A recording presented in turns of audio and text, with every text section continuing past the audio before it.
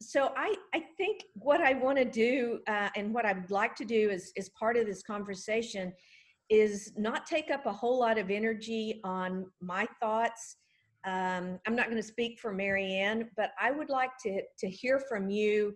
I'll start with you, Mighty. Is how can we be better allies, and what do you need your white friends to be doing? And then Sure. Well, I'll just pick up where you left off. I think really abandoning this idea of color blindness, because it's really from a privileged position if you think about it, and it really doesn't fully showcase the inequities, the racism, and the discrimination that happens because of not even how I identify, but how you perceive me.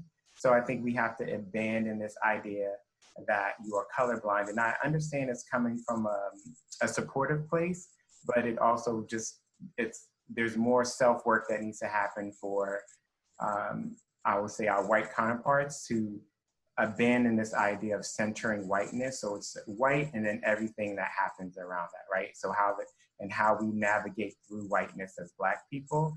So I would say abandoning that, and also as we're having conversations about race and racism and how to support this movement and your Black brothers and sisters, think about how white privilege and those other elements of racism have benefited you, right?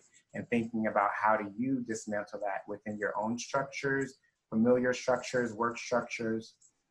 And I think that will help those who are not oppressed by the system to understand more fully how it's happening. Obviously, you'll never understand what it's like to be a Black person. That's not what I'm asking, but just asking you to do the own critical assessments to see how the system has benefited white people. And I think it provides a better perspective of how racism operates and how we have to navigate a world that doesn't always value our lives.